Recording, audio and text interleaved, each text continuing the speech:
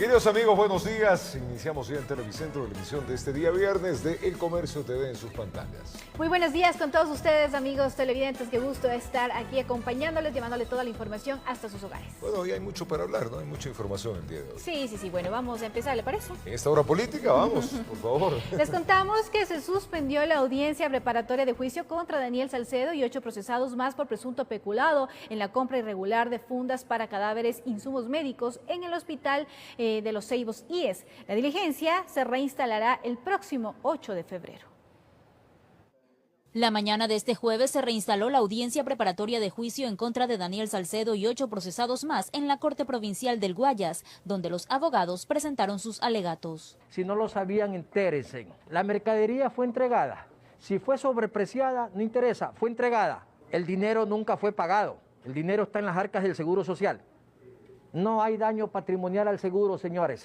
No hay peculado. Más bien la empresa entregó la mercadería y no le han pagado. O no han replanteado el precio. Esa es la verdad. La Fiscalía se mantiene en su postura de que se cometieron presuntas irregularidades en la adquisición de fundas de cadáveres e insumos médicos en el Hospital Los Ceibos del Instituto Ecuatoriano de Seguridad Social en medio de la pandemia. Nos dicen no existe peculado porque no hubo desembolso de dinero.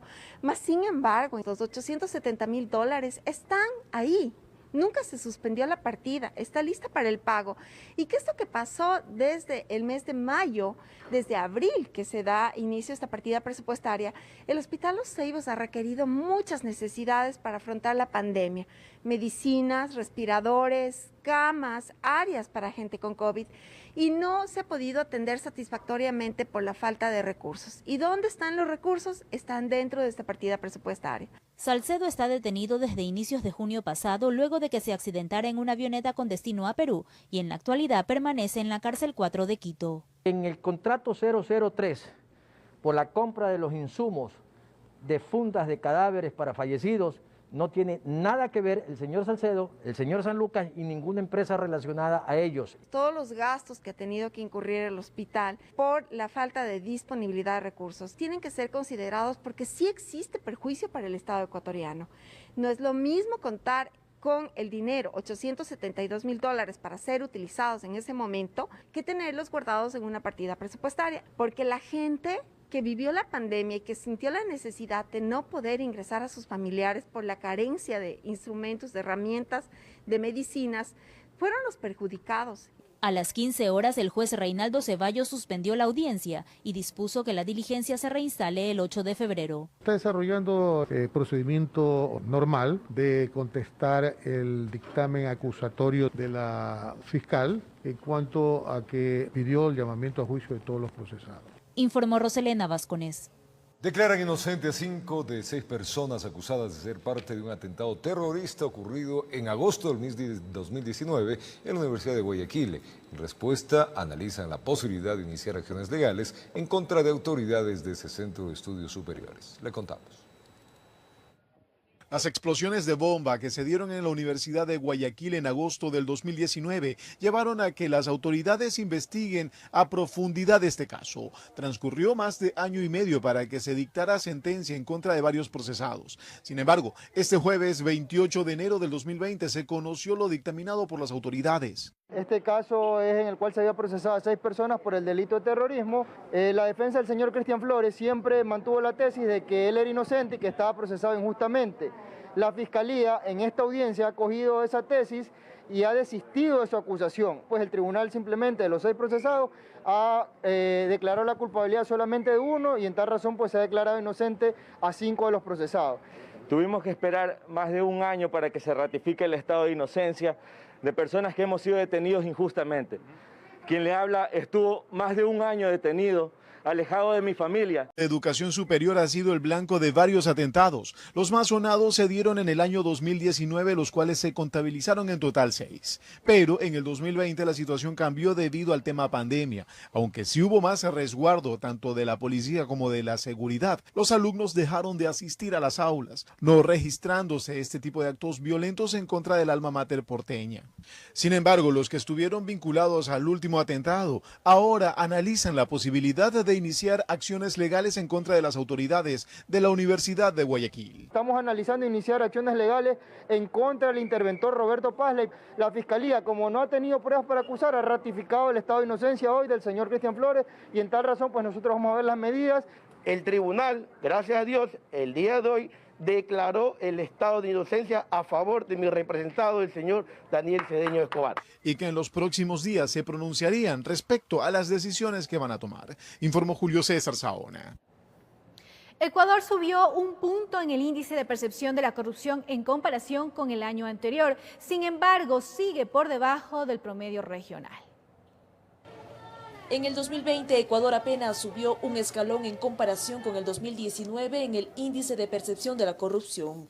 Obtuvo 39 puntos sobre 100, ubicándose en el puesto 92 de 180 países.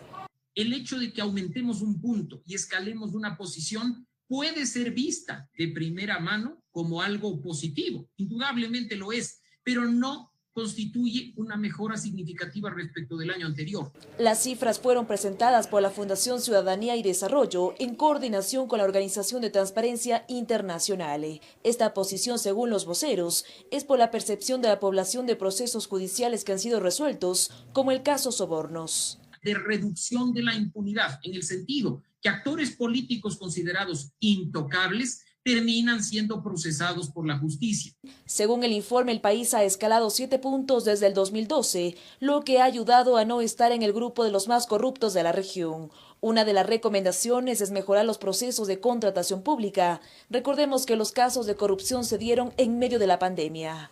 Garantizar la contratación pública abierta y transparente para combatir irregularidades, identificar conflictos de intereses y garantizar precios justos. En cuanto a la región, América Latina obtuvo una calificación de 43 puntos por quinto año consecutivo en el índice de corrupción.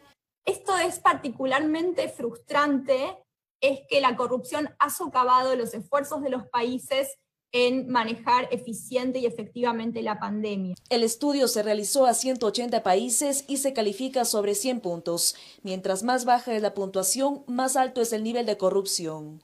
Informó Priscila Cadena. Al retornar, el Consejo de la Judicatura cerró el concurso y designó a 11 magistrados como parte de la renovación parcial de la Corte Nacional de Justicia. Esto y más en un momento. Ya venimos.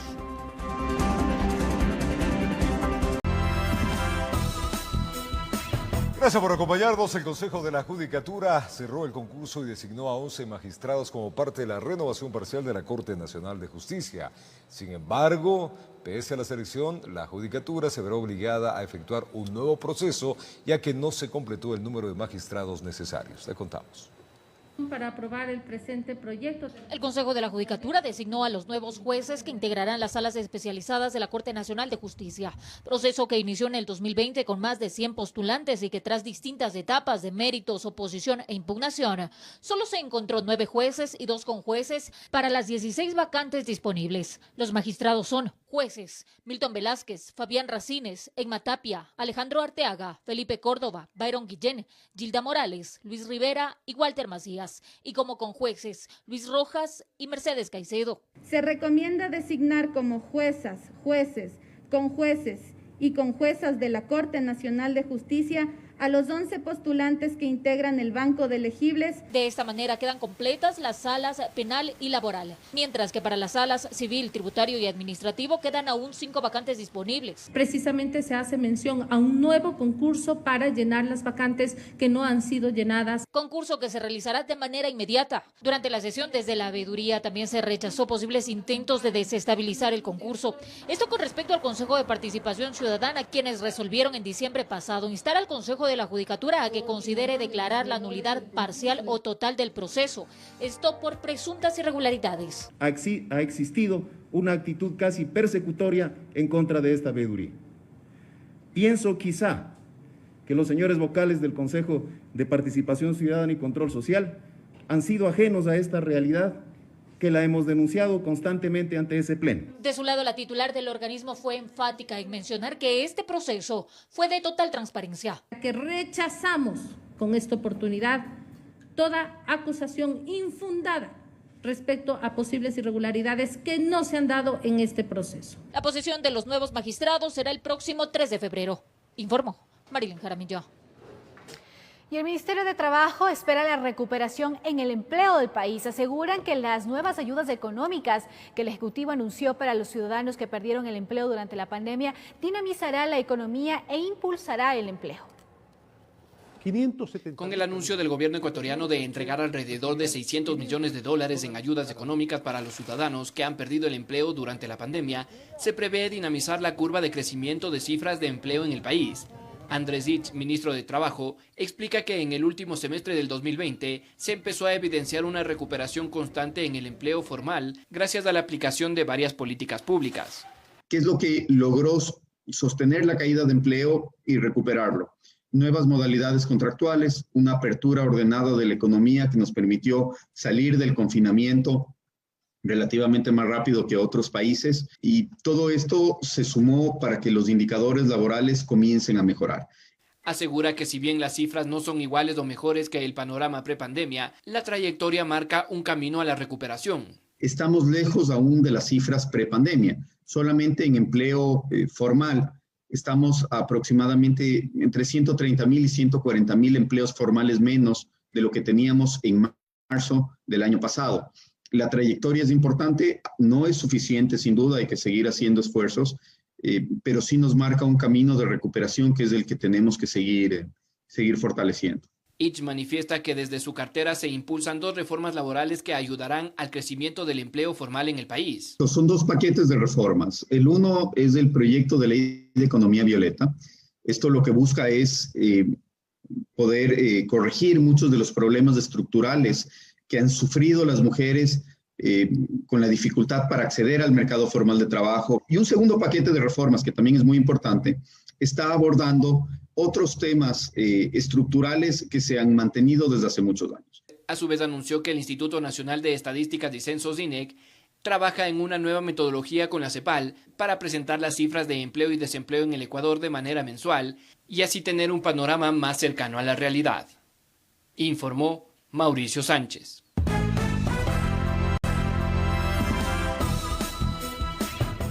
Gracias por acompañarnos. Les contamos que nuevos contratos con operadoras de redes móviles mantendrán un proceso de tarifas basados en la valoración de bandas, informe que fue recibido por las autoridades del Ministerio de Telecomunicaciones. Durante el evento de entrega, además, se presentó el proceso de socialización del nuevo reglamento de tarifas de los servicios de telecomunicaciones. Una vez que el Ecuador recibió por parte de la Unión Internacional de Telecomunicaciones, UIT, el informe de valoración de las bandas 2.5 GHz y 700 MHz, el país podrá de manera técnica renegociar los contratos de operadoras de redes móviles que culminan en 2023. Y lo estamos haciendo esta vez con absoluta transparencia, a través de organismos internacionales. La UIT, organismo que brindó este informe, además deberá entregar la tasación de otras bandas, entre esas la 3.5 GHz. Precisamente la UIT es el ente especializado de las Naciones Unidas para el desarrollo de estos temas. Estos son breves pasos que hemos dado, pero pasos estructurales en el marco de una política pública de telecomunicaciones clara y coparticipativa con el sector privado y sobre todo con los beneficiarios, que son los ecuatorianos. En el evento además se inició con el proceso de socialización del nuevo reglamento de tarifas de los servicios de telecomunicaciones. El nuevo reglamento será una realidad luego de 18 años de espera del sector. Los nuevos esquemas del reglamento tienen que ver con el cambio de una estructura impositiva y recaudatoria a una que favorece la inversión de las operadoras privadas y públicas. Se estimula la reducción de precios. El esfuerzo estatal de bajar sus ingresos se compensarán en favor de los usuarios con los futuros ajustes a las condiciones de los planes tarifarios de los servicios que se utilizan. Esta reducción de tarifas a las operadoras se asegura fomentará el despliegue de servicios de infraestructura en zonas rurales y urbano-marginales, generando menores costos del servicio para los usuarios que residen en esos sectores. Informó Javier Rosero.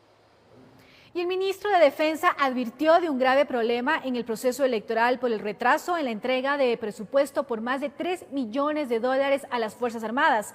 A pesar de no contar con los recursos, Jarrín garantizó el traslado de los kits electorales. Prácticamente a 10 días que los ecuatorianos acudan a las urnas, el ministro de Defensa Osvaldo Jarrín reveló que no les han entregado el presupuesto para cumplir con la primera fase electoral.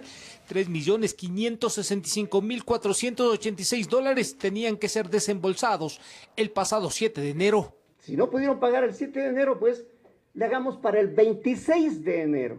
Y ocurre que estamos para el 7 de febrero, el proceso eleccionario, y no se cubren esas asignaciones.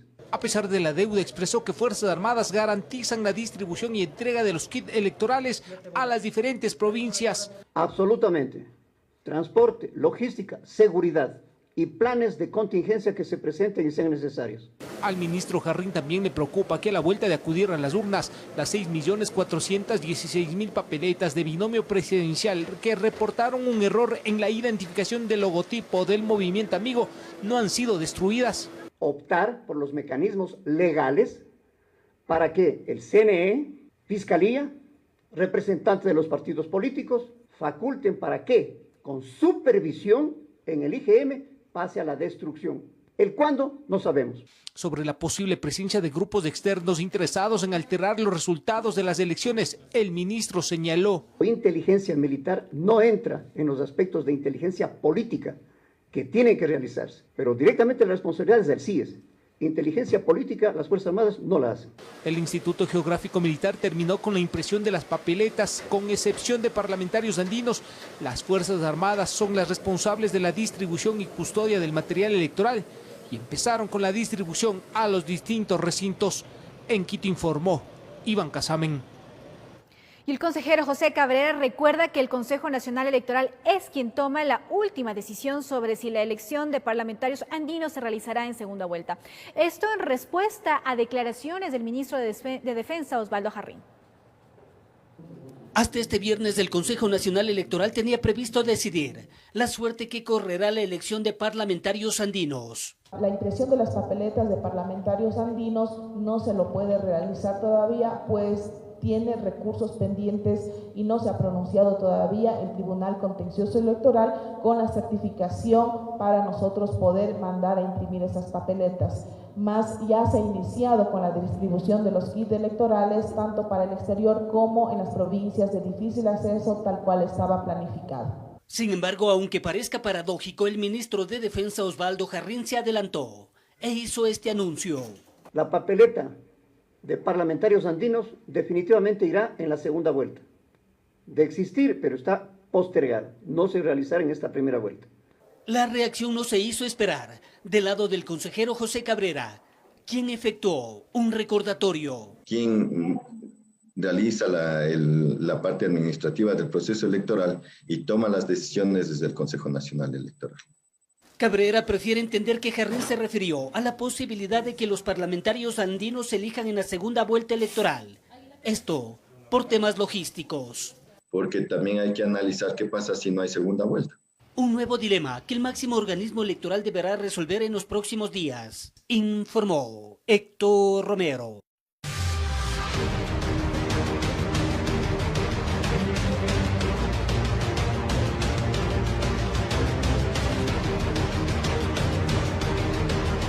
Decisión Electoral 2021. Y 100 años de cárcel para los corruptos y la reducción de tasas de interés en la banca pública, así como la simplificación de los trámites en el sector público para la solicitud de permisos y la constitución de empresas son las principales propuestas de Mauricio Salem, primer candidato a asambleísta nacional por la lista Suma 23. Mientras nosotros no sabíamos ni siquiera qué hacer, se estaban repartiendo hospitales, se estaban repartiendo medicinas. Conjuga el mismo verbo que se ha hecho carne en la población. Empresario con experiencia en la banca pública y privada. En su primera postulación por Suma Lista 23, Mauricio Salem habla de generación de empleo a través de una vía que por estos tiempos parece unidireccional. Con la rebaja del IVA, al menos por un año, al 8%, por ejemplo, en el término global. ¿Por qué? No es que se va a dejar de recaudar, más bien se le va a dar al ciudadano dinero orgánico, dinero directo al bolsillo, pero yo sí creo que el tema del turismo, del IVA, debería bajar al 0%. Cree que el emprendedor siempre ha tenido la misma piedra en el zapato a la hora de dar los primeros pasos. Para que Banecuador y CFN puedan entregar créditos al 5 o 6% y de esa manera permitir la reactivación. Y por último, la eliminación del reporte del Buró de Crédito y Central de Riesgos. Y una sustitución, obviamente, de un reporte de crédito segregado, porque no es posible que a todo el mundo los metan en un mismo saco. La pandemia confirmó que la transparencia en el Ecuador es una utopía. ¿Qué propone usted para desmontar los latrocinios? 100 años de cárcel para el político funcionario que le meta la mano al Estado. Y esto no es demagogia, porque esto, al meterle la mano al bolsillo al ciudadano, le está dejando, quitando la posibilidad de curarse al enfermo, quitándole la oportunidad al niño de educarse. Eso es un crimen de lesa humanidad. La seguridad social es un tema pendiente. De hecho, los aportantes no logran devengar ese servicio. ¿Qué propone Suma? Esas autoridades deben ser nombradas por una auditoría internacional técnica, siempre y cuando tenga la supervisión, obviamente, del Estado ecuatoriano, pero que sea de manera técnica y que no dependan del presidente de la República. Dispuesto a debatir con cualquiera, afirma, siempre y cuando presente su declaración de impuestos y bienes. Con cámara de Efraín Flores, informó Jorge Escobar. Es tiempo de recibir en esta parte de El Comercio TV en Televicentro al ministro de Telecomunicaciones, Andrés Michelena. Señor ministro, buenos días. Desde la matriz de Televicentro le saluda Roberto Álvarez Vandenberg. Placer saludarle. ¿Cómo vamos? Buenos días, Roberto. ¿Cómo está? Gracias por esta invitación. Faltaba más. Es día viernes y vamos a hablar de tecnología con el ministro de Telecomunicaciones. Ya se lanzó la cédula digital con chip, electrónica. Bueno, yo creo que la ciudadanía está expectante y qué mejor que usted para contarnos en detalle. Bueno, el día lunes, como usted bien lo dice, Roberto, ya presentamos la primera cédula electrónica. Creo que es importante que los ecuatorianos conozcan un documento de identidad. Tiene un diseño nuevo y tiene dos condiciones importantes en la parte posterior, que justamente es un código QR y un código de barras. Okay. Usted con el teléfono electrónico, con cualquier teléfono inteligente puede leer estos códigos, tanto el código de barras como el código QR, e inmediatamente en su teléfono valida la información de los ecuatorianos. Este proceso es importante porque estamos obviamente incluyendo niveles de seguridad totalmente distintos a la vanguardia de países que han desarrollado este proceso.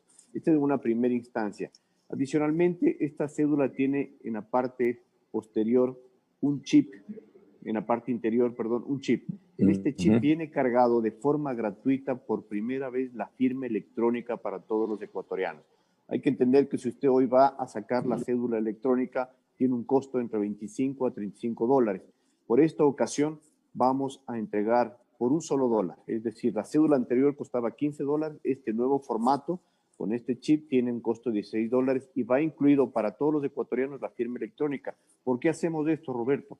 Es importante que los ecuatorianos sepan que ya los trámites digitales están avanzados en Ecuador, casi al 75%. Hay un portal que es www.gov.es. En ese portal, el 75% de los trámites son digitales. Y, finalmente, con la cédula electrónica puedo hacer todo el proceso, desde el inicio hasta el final. Hoy, un jubilado, si quiere hacer el proceso para jubilarse, lo puede hacer en 3 semanas desde este portal. Y ya no necesita ir a firmar ningún papel. Lo hace desde su computadora, escanea el código de barras, escanea el código QR e inmediatamente con su computador puede enviar la firma electrónica. Esto es un proceso de masificación digital de los ecuatorianos. Hay una segunda fase, Roberto, que es importante que los ecuatorianos escuchen. A partir de 2 semanas, este proceso de esta cédula nueva tiene la capacidad de ser una cédula digital, es decir, en su teléfono, en la aplicación app.gov.es, puede bajarse esta cédula. Ya tenemos la licencia digital, recuerde usted que lanzamos hace más de 2 meses y hay una licencia digital. Hoy en esta ventanilla, que es el portal único de los ecuatorianos de trámites digitales, también estará la licencia digital. Y finalmente, Roberto, la tercera fase en marzo es la identidad biométrica.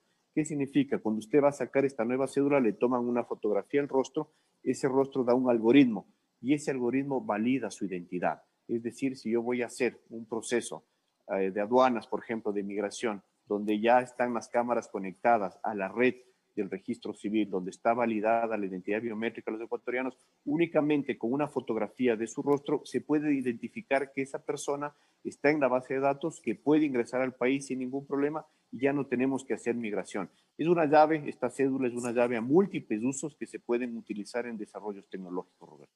Oye, es una maravilla. En definitiva, facilita la vida a todos los ecuatorianos, ministro. ¿Qué información va a tener esta cédula? Porque tiene varios componentes. Usted mismo me dice que está el chip en el cual se pone la firma electrónica, que con eso la documentación se ayuda muchísimo para los trámites. Pero aparte de eso, ¿qué otras utilidades y qué información va a tener para que pueda viajar? Me indica, en fin, darles detalles a los ciudadanos de esto. Bueno, aquí viene ya la segunda fase, que es el proceso de uso de esta gran llave que digitaliza todo el país, que básicamente consiste en este chip. Yo puedo ir a cualquier cita de cualquier consultorio médico de la infraestructura de salud pública que existe en el país, Ministerio de Salud o IES, puedo entregar mi documento de identidad al doctor e inmediatamente me carga el recetario médico a mi chip. Con ese recetario médico que se carga en mi chip, puedo ir a cualquier farmacia, pública o privada, y puedo retirar mi medicina. Para esto, obviamente, estamos empatando con el sistema de salud pública para que los ecuatorianos puedan tener este nuevo servicio.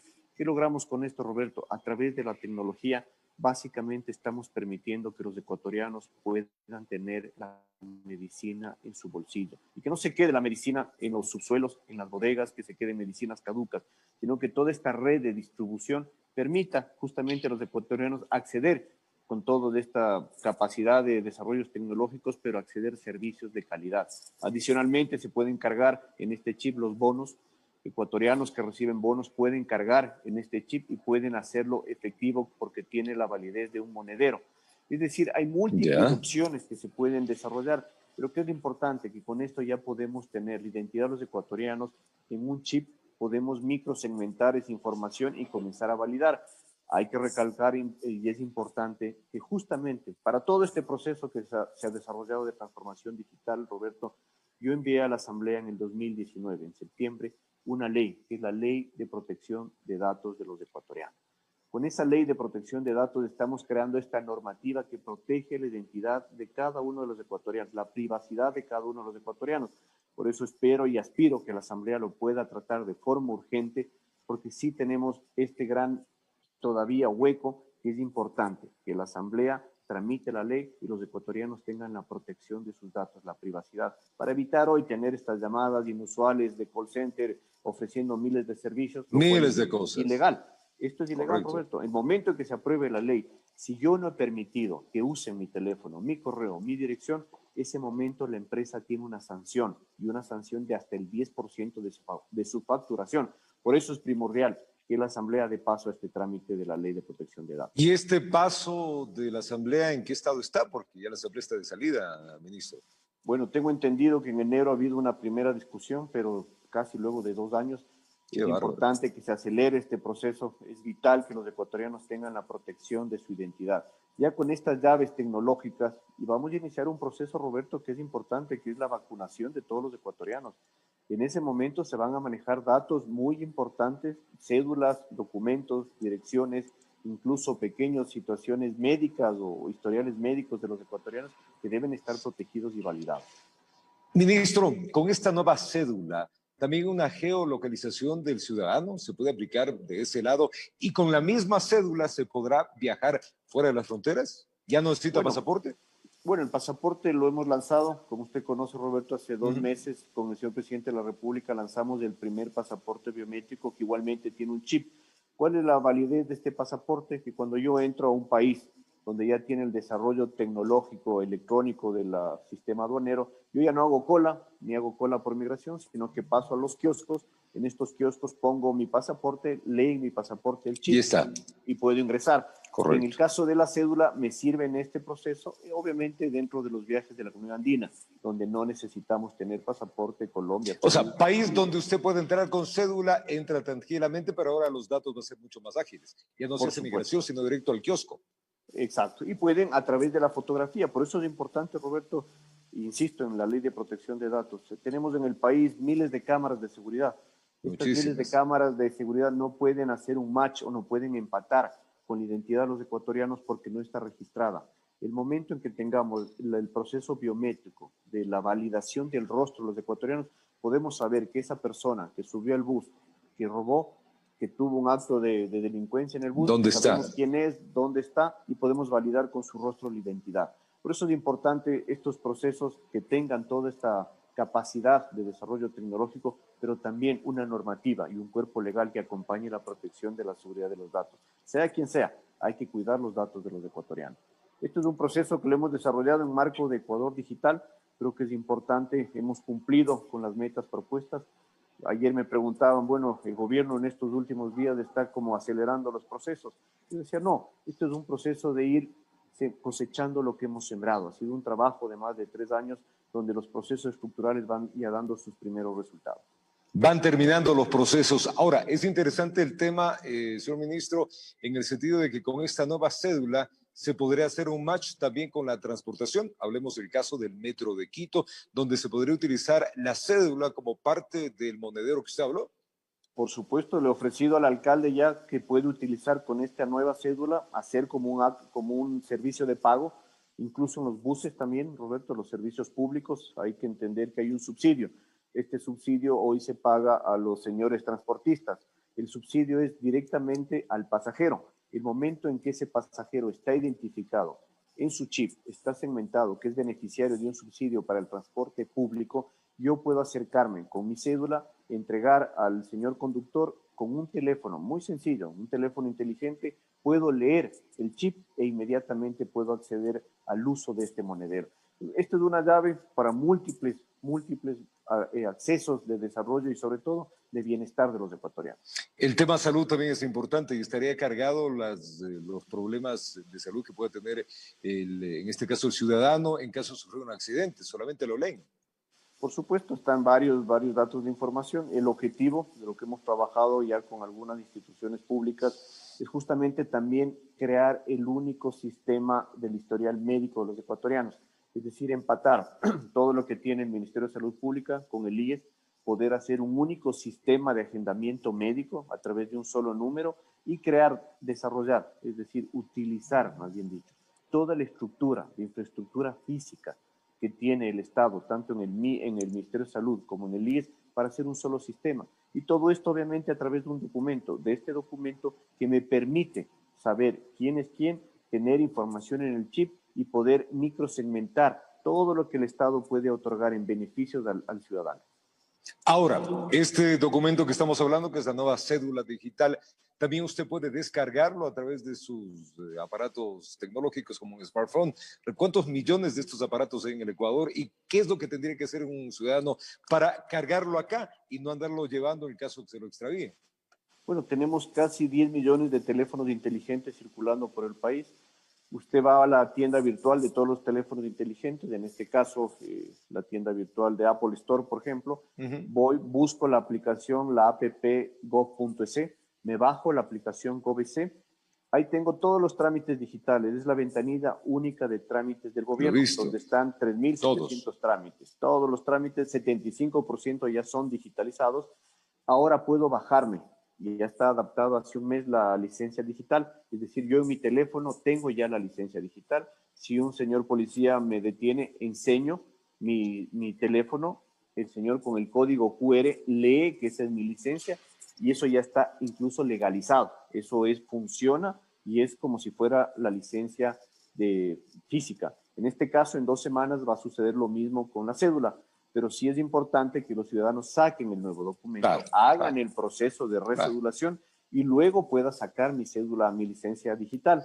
En esta licencia digital igualmente estaría cargada en el teléfono para hacerme todos los trámites. Si yo voy a hacer un trámite, voy cargando, es como un repositorio. En esta ventanilla de GovES voy cargando todos mis documentos que pueda necesitar y en algún momento los descargo, los enseño y puedo hacer los trámites. Y en este caso las diferentes entidades gubernamentales harían lo mismo, le envían a su casillero electrónico los documentos para que ya no sea tanto papeleo.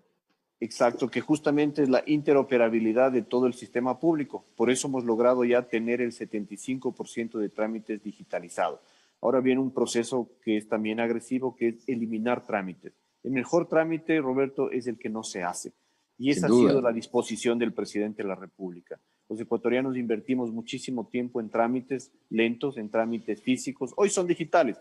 Lo puedo hacer desde mi casa, lo puedo hacer más cómodo, necesito conectividad, pero el mejor trámite es el que no se hace. Y ahora viene un proceso ya, sobre todo para apoyo al sector productivo, eliminar todos los trámites que no sean necesarios. Qué maravilla. Ojalá lo logremos en muy poquito tiempo. Ministro, ¿cuántos países del mundo tienen esto? Bueno, esto ya es tecnología. Nosotros hemos copiado el modelo, por ejemplo, de Estonia, que es un país pequeño que tiene digitalizado absolutamente todos sus procesos, tiene la identidad digital, ciudadanía digital, es decir, ya todo se hace a través de la validación del rostro. Por eso es importante en esta tercera fase, cuando ya tengamos el algoritmo de los ecuatorianos con la validación del rostro, yo simplemente voy a cualquier trámite, me toman una foto de mi rostro, validan mi identidad y hago los procesos. Ya no puedo hacer absolutamente ningún trámite físico, que es el objetivo. Hoy la brecha digital ya no es una brecha digital, Roberto, es una brecha social. ¿Por qué? Porque algunos sí podemos acceder a tecnologías. Los que no acceden hoy a tecnologías ya no pueden estudiar, no pueden trabajar, no pueden acceder a telemedicina y no pueden hacer trámites. Es decir, la brecha social se va acrecentando más grande. Por eso el desarrollo de una estrategia que lo estamos haciendo a nivel de América Latina como presidente de la Agenda Digital es una inclusión digital de más de 260 millones de ciudadanos de América Latina que han estado excluidos de todos estos desarrollos tecnológicos. Y a la par seguir impulsando todo lo que se ha hecho bien, todas las aplicaciones. Hoy muchos ecuatorianos compran, consumen, tienen salud, medicina y trabajo desde su casa, desde un teléfono. Pero hay 260 millones en América Latina que no lo hacen. Entonces nuestra tarea es incluir a ellos. Estamos un poquito con datos finales, ministro. ¿Cómo nos ha ido con el tema de la inclusión? Hablemos de que con la pandemia se aceleró todo esto. La teleeducación, ¿a cuántos hogares ya ha llegado Internet? Hagamos un comparativo cuando se comenzó la gestión hace 1 año, 2 años atrás. ¿Cuántos hogares tenían todo lo que es Internet y cuántos tienen ahora? Bueno, tenemos una penetración en América Latina y Ecuador del 75%. Es buena, pero no es suficiente. En Europa estamos hablando de una penetración del 95% y en Estados Unidos del 90%. Entonces tenemos todavía un 25% de excluidos.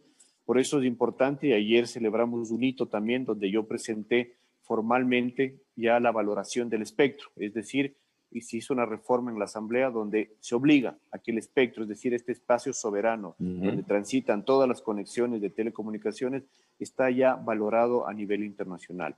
Se viene la renegociación con las operadoras telefónicas, por eso hemos hecho trabajo para que todo esté absolutamente transparente a los costos que son, sin deber nada a nadie. Se pondrá una licitación para las próximas bandas, que es la 700 y la 2.5.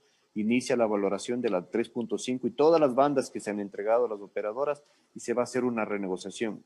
Hemos también adaptado un tarifario del sector de telecomunicaciones que durante 18 años nunca se topó. Lo hemos reducido los costos. ¿Para qué? Para que esas zonas rurales que todavía no tienen accesibilidad tengan y que tengan accesibilidad a la conectividad a bajo costo, es decir, poder bajar unas tarifas de entre un 20 a un 30% solo para las personas que no tienen acceso. En las zonas que sí tenemos acceso, en las zonas urbanas que tenemos la capacidad de compra, obviamente los precios seguirán siendo los mismos. La ruralidad, ¿cómo estamos ahí, ministro? Bueno, hemos conectado, como usted bien lo sabe, 300 parroquias que nunca tuvieron conectividad. Hoy hemos conectado a 110 parroquias a 0 costo, sin un centavo de inversión, simplemente haciendo un trabajo entre el sector público y privado, es decir, aprovechando la infraestructura que existe, no repitiendo en el mismo lugar la infraestructura, sino priorizando en otros sectores. Hemos conectado así 110 parroquias con el nuevo proyecto del presidente Moreno de Canasta Digital, que es otorgar 6.900 puntos Wi-Fi gratuitos a nivel nacional. Habremos cumplido la tarea y habremos conectado por lo menos con una solución de conectividad a todas las parroquias y a todos los rincones del país. Buenas noticias, ministro. Esperemos que 5G nos llegue pronto. ¿Para cuándo está esto? Bueno, este es un proceso de licitación de esta banda que justamente decía la 3.5. Inicia el proceso de valoración. Aproximadamente en 1 año o 2 años podemos ya trabajar en un proceso ya más sostenido lo que sería la tecnología 5G. Ministro, agradecerle muchísimo. Roberto, buen fin de semana. A usted muy amable, gracias, buenos días. Lo propio, el ministro Andrés Michelena, el ministro de Telecomunicaciones, conversando buenas noticias para el país en el aspecto tecnológico. Una pausa, ya venimos.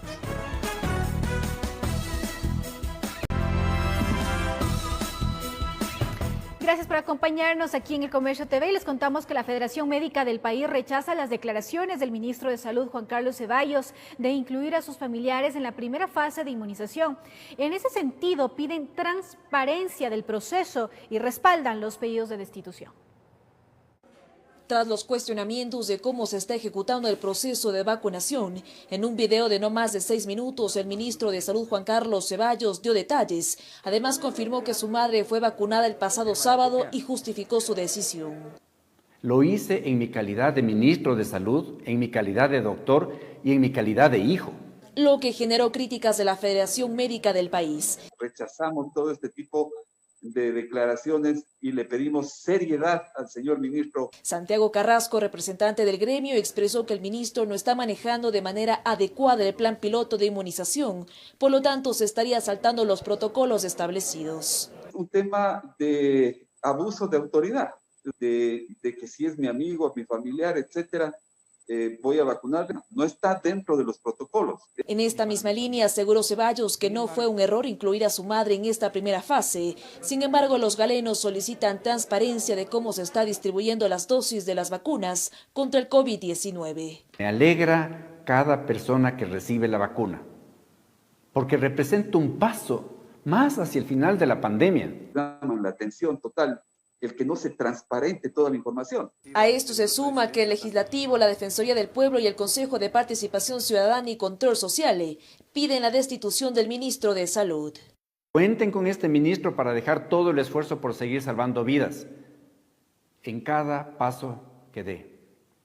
No cuenten conmigo para salir corriendo por la puerta de atrás. Y estamos respaldando la destitución del ministro en este momento. Hasta la fecha se han vacunado 2.982 personas. Sin embargo, se desconoce cuándo llegará el próximo lote de las vacunas. Informó Priscila Cadena. El Hospital Teodoro Maldonado Carbo incrementó 17 camas de cuidados intensivos para atender a pacientes de COVID-19 ante un eventual aumento de casos. El personal médico descartó un desabastecimiento de insumos. Veamos. La curva de contagio se mantiene y en el Hospital Teodoro Maldonado Carbo, al menos el 98% de las 25 camas UCI destinadas para casos COVID. Es decir, a esta hora no hay una cama disponible en UCI. Eventualmente, depende de los días, ¿no? Hay días en los cuales tenemos una disponibilidad de camas, otros días que no. El porcentaje de ocupación a veces es el 100%, a veces varía entre el 90 y el 95%, ¿no? En este hospital de especialidades del IES destinan el 50% de las camas de cuidados intensivos. En total, hay 52. Pero ante eventuales picos de la pandemia, por las elecciones y carnaval, se curan en sano. Gracias a la gestión de la administración, hemos podido ahora aperturar 17 camas más de cuidados intensivos en un área que antes era destinada a observación. A inicios de enero aquí llegaban de 9 a 11 pacientes y a poco de que termine el mes, de 1 a 3 diarios. En todas las áreas críticas cuentan con 54 terapistas, 120 enfermeras, el mismo número de auxiliares, 57 respiradores mecánicos y 41 médicos intensivistas. En hospitalización con 20 camas para pacientes estables con esta patología. ¿De un total de cuántas camas? De un total de 359 camas que tenemos en toda la institución, y en los casos cuando repentinamente o transitoriamente ha habido este desabastecimiento, hemos encontrado nuevas medidas terapéuticas para ayudar a nuestros afiliados. Que tranquilamente pudieron haber durado 6 meses en una situación normal, en la actualidad duran menos de 2 meses, por poner un ejemplo. Pero eso lo único que nos está obligando es a incrementar, a reprogramar las compras. Y que la idea es mantener todo bajo control, salvo las calles, informó Jorge Escobar.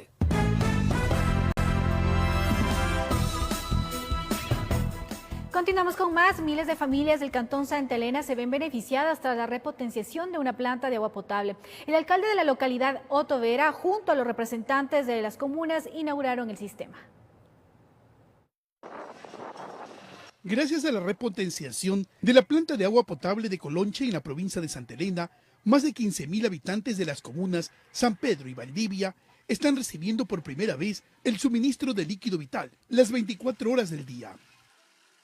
El alcalde de Santa Elena, Otto Vera, señala que esto permite procesar mayor cantidad de agua y además de beneficiar a la comunidad de San Pedro y Valdivia, también se mejorará la entrega del suministro a Colonche. ¿Qué más que llevar agua potable y alcantarillado? Prácticamente toda la faja costera del sector de Mangar Alto y de Santa Elena y de Colonche van a tener alcantarillado sanitario. Este módulo va a poder o permite el procesar mayor cantidad de agua para mejorar las condiciones en el sector de aquí de Colonche y llevar agua potable hasta San Pedro, Valdivia.